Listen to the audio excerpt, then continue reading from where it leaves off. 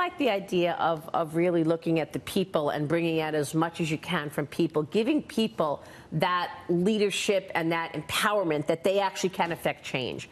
But Eric, when you look at how far you've taken it at Google, I mean, the people represent the ideas at Google.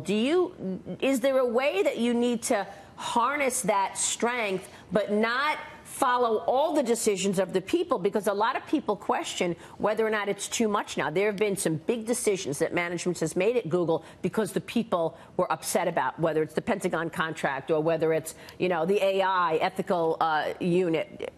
Is it too much? Well, in the Google context, one of our values is this kind of internal conversation. What Bill would say, I'm sure, is stick to your values, stay very focused on what you actually want to as a business. The reality is that today, these management jobs are harder and harder and harder because of social media and so forth. Yeah. And you've got to listen even more carefully to your employees. But at the end of the day, the old playbook, which is leadership, coaching, getting people who are often young and relatively inexperienced, huge potential to achieve their greatness, whatever it is, that is a universal human value. And our argument in the book is that these are applicable today and in the future. These are universal values of management and leadership. At some point, the leadership has to say, okay, I hear you, but what do I stand for? What do we stand for? And that's the values comment. And in the book, you go through many of the lessons that Bill taught, including people building trust, creating a workplace based on love. What does that mean? I mean, give me a practical idea based on love. Based on love means show up. If you're a manager and a coach, show up for your people. I like breathe that. Confidence into them, make them, be the evangelist for courage, and when time gets tough, show up. Well, it also means cheer. Bill would clap like that in board meetings. In the middle of the meeting, just for no good reason. Maria, I love your show. It feels good, right? That's great. Everybody laughs. Everybody expressed love in a meeting by audibly clapping and letting you know what a great job you've done. That is fantastic. And that creates momentum towards the decision. Yeah, and it gets everybody buying in. I mean, haven't you sat in meetings where everybody's kind of bored? Yeah. Like, okay, let's get going, right? It's the same thing as winning in the game. It's funny how these little things really make a big difference. Let me ask you about AI. Google is among the senior companies out there really working on artificial intelligence, and we've been looking at it here as well. It's everywhere, Eric. Is it just going to get bigger and more prevalent? There's a lot ahead of us in terms of getting computers to be smarter. Yeah. And I think the biggest wins are going to be in healthcare. And I think this is largely underreported. You've said this for a long time. I'm convinced of it. And here's why.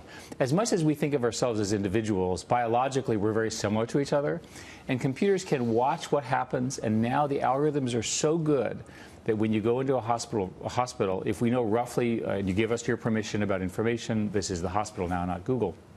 The hospital can say, hey, we think this is the next ailment that's going to happen.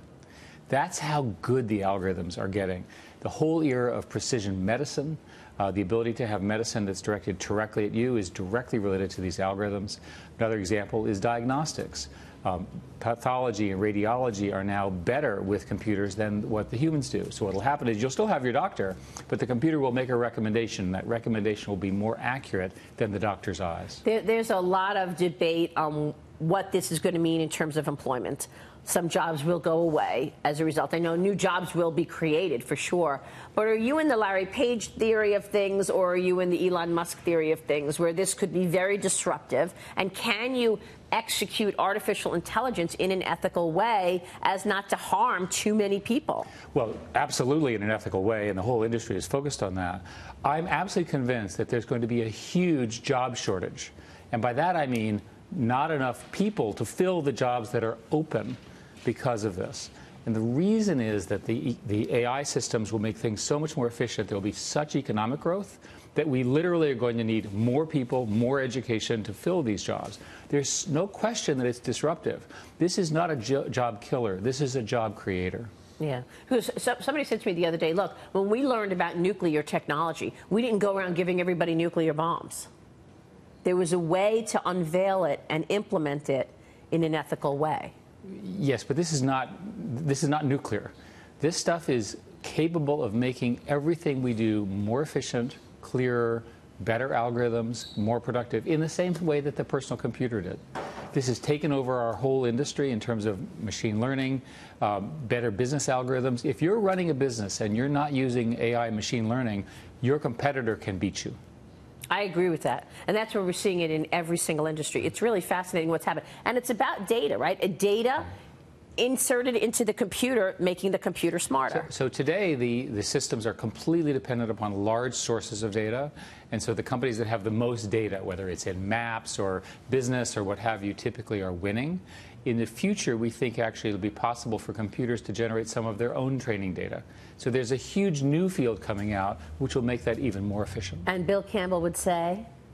That's terrific, and he'd cheer. Great. Gentlemen, thank you. Thank you for the wonderful book and for these wonderful life lessons from Bill Campbell. Thank you. Great to see you all. Eric Schmidt, Alan Eagle, and Jonathan Rosenberg joining us there.